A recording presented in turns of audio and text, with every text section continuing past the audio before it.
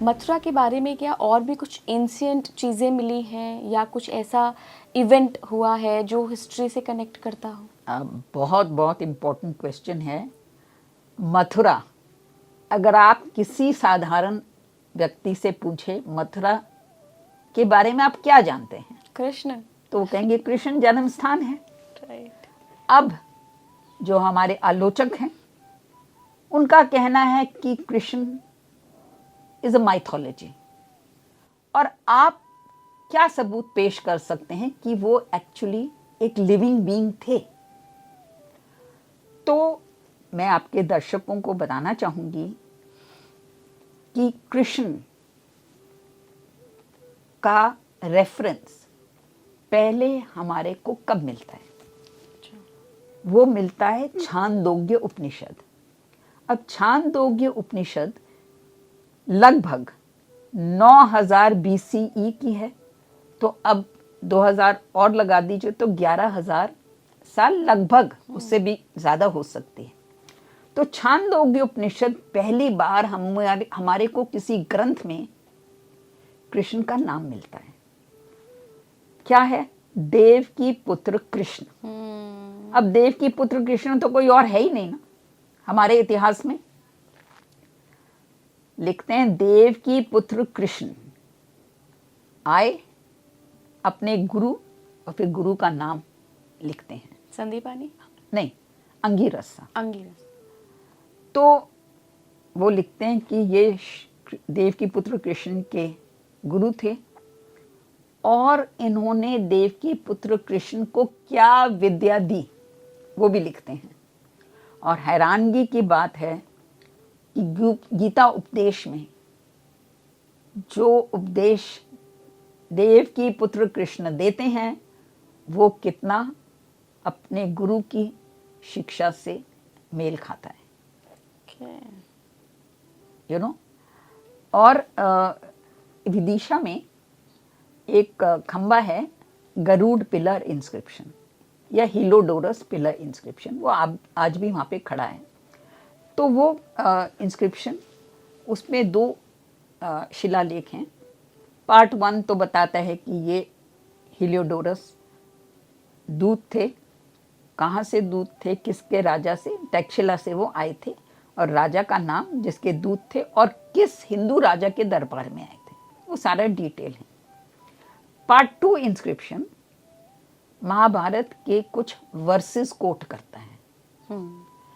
अब प्रश्न ये उठता है, ये 2nd सेंचुरी BCE का है, तो प्रश्न ये उठता है कि टैक्शिला से कोई आ रहा है तो महाभारत को कैसे कोट कर रहा है?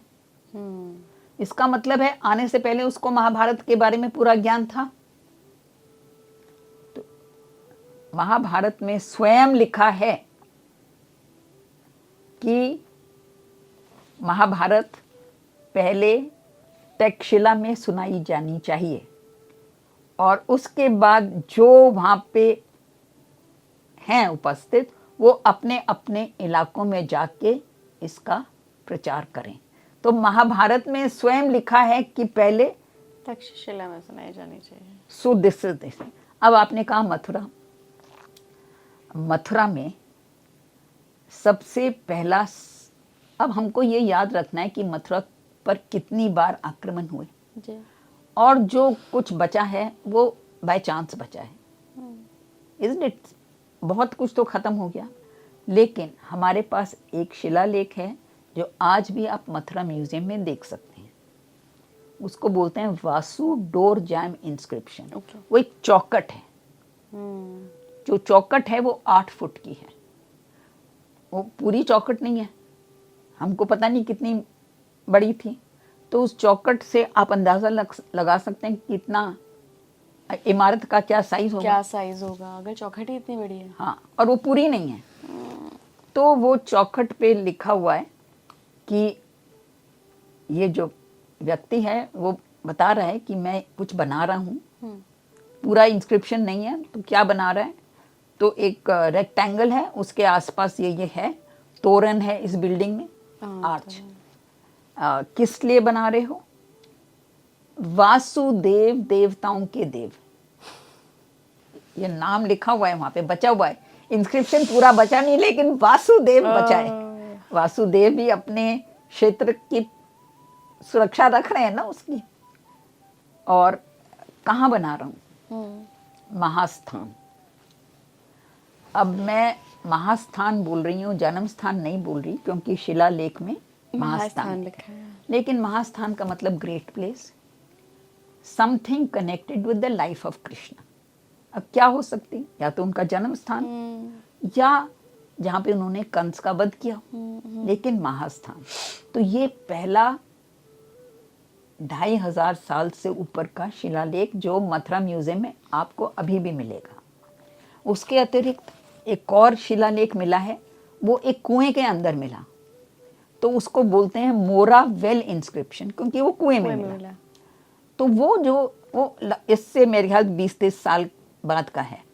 तो वो लिखता है, उस शिलालेख में लिखा है कि ये पत्थरों की इमारत, स्टोन टेम्पल नॉट मतलब टेम्पल स्ट्रक्चर, किसके लिए बना रहे हैं?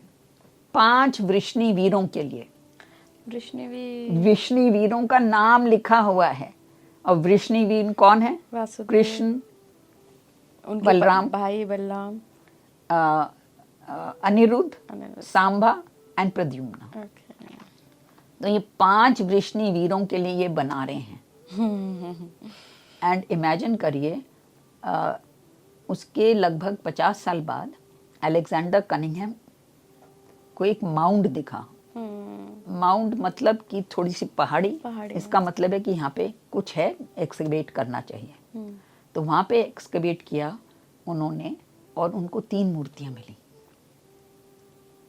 और सिर नहीं है किसी के।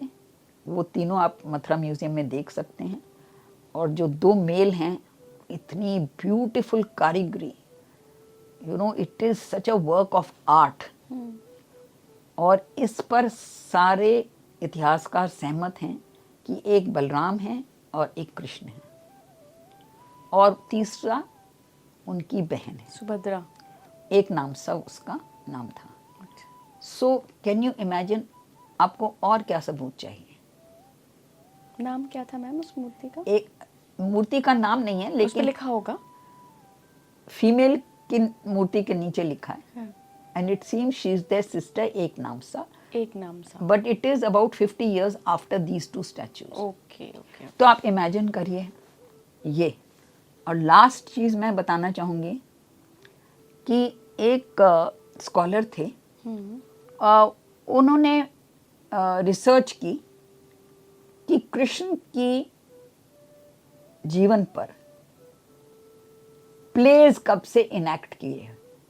प्लेज मतलब नाट्य। नाट्य कब से स्टेज हुए कृष्ण की लाइफ पर। और उनको एक शिलालेख मिला। वो तो शिलालेख भी कैसे मिलते हैं भगवान जाने, इट इज सो अमेजिंग। तो वो शिलालेख बताता है कि एक फैमिली ऑफ एक्टर्स